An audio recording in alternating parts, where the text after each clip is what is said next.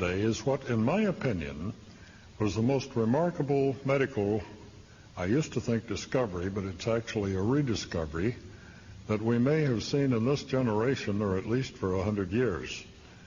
And it has to do basically with a new paradigm in medicine.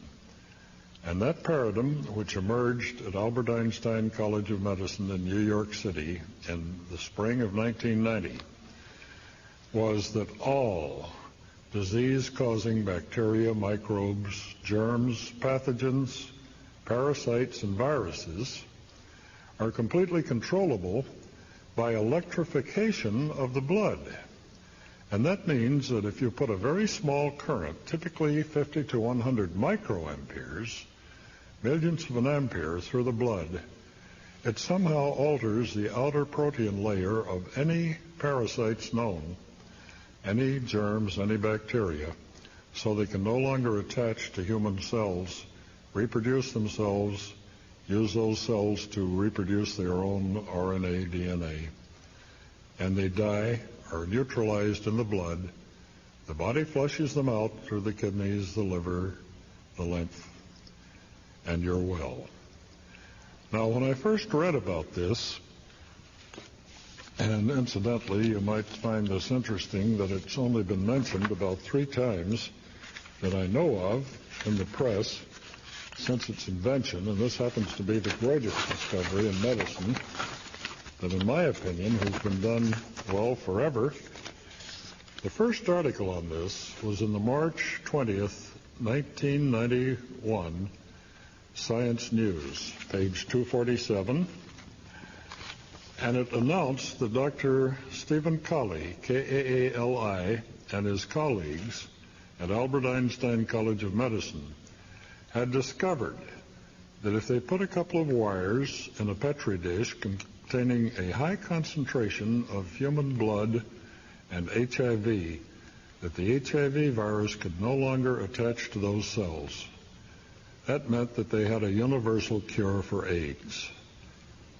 But how many times have you read in the press that there is no cure for AIDS? That the government has spent $1.2 to $1.3 billion in researching antibiotics and researching vaccines and researching chemicals that are supposed to slow this down. And the best that I know of that they have come up with to date are the combination therapies. They're called cocktails. And Dr. Wu was made Man of the Year a year and a half ago for pointing out that when you combined AZT, DDI, DD5, you could cut down the AIDS count in the blood tremendously.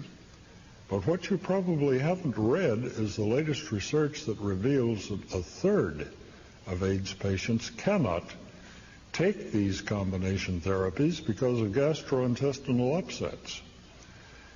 Another third of them cannot take the viruses because, the antivirals, because it does nothing.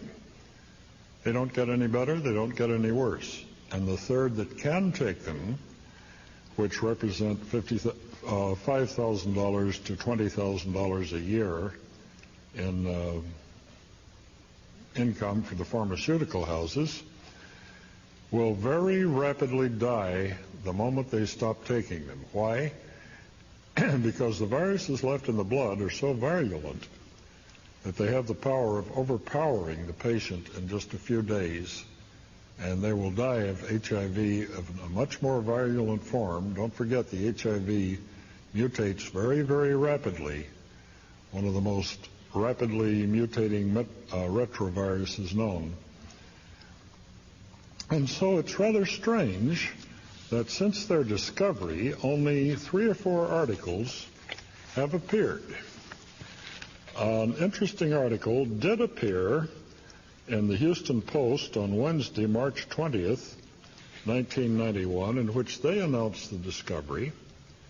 And then later, in Longevity magazine, December 1992, page 14, in which Dr. Kali and his colleagues tried to backtrack the discovery, and they say right in this article that it will not be ready for 15 years. because it hasn't been researched. The truth is, it has been researched, it does work, it can be applied today. So this 15 years appears to me to be the product of suppression of the information. Somebody doesn't want this information out here, and if people have accidentally heard about it, they've got to tell them, no, it's not ready yet, it doesn't work, etc. Well, in about 1991, I heard about this article, the one in Science News, and I ran to the library to get it, and it was gone. We tried a number of libraries in Orange County, California. Finally, from a librarian, got one of their reserve copies of Science News. So I wrote to the college, and I asked for a copy of the paper. I'm a doctor, not a medical doctor, a DSc, Doctor of Science. If I could have a copy of the paper, which was published in the spring edition of the Conference of Combination Therapies in Washington, D.C., I was amazed to find that it didn't exist. It had been apparently removed from the journals and the proceedings.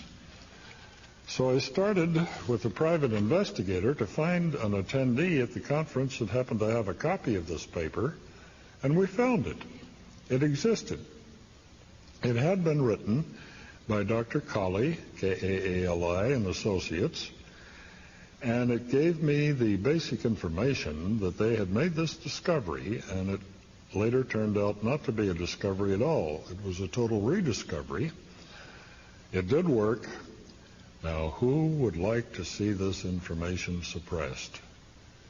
Well, just guess what this is going to do in decimating the incomes of the medical profession, the doctors, and cutting the incomes of the pharmaceutical houses to practically nothing. So what I did is I designed and built apparatus for doing this work at home.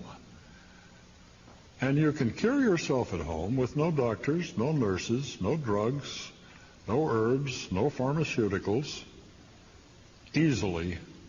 And at the time we thought about 21 days. Now it's about 4 to 5. But this is the original article that I wrote and published and gave away. I never charged anyone a nickel for this work. And because 10-year-old kids who were computer nerds could build it, but some people couldn't, we published a complete parts list, which you take to Radio Shack, put on the counter, and if you don't know what a resistor is, you let the clerk get it for you, and it costs 15 cents. 100K pot costs $1.34, etc.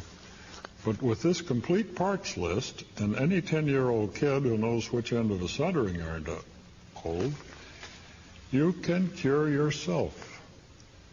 Now, this is pretty remarkable because the message here is basically take back your power. You yourself have the sovereign power over controlling any infectious disease. Now, diabetes is not considered an infectious disease, multiple sclerosis, etc., etc., etc., broken bones. But if your disease is based on any infection from any known or unknown parasite, virus, germ, fungus, it will cure it. But instead of using the word cure, I'm surely supposed to use the word spontaneous remission, because if you use the word cure and you're not a medical doctor, it's a felony in most of the states, including the one where I live. So my goal today is to give all the people who want, and this is about 15% of you, you'd think that anyone wants to get healed, but they don't. Anyone doesn't. 85% of the gross population in this culture, Judeo-Christian background, are known to have a death wish. And if they have a death wish, there's nothing you can do to convince their conscious mind, because the death wish is unconscious, to make the person get better unless he chooses to, he or she. So what you do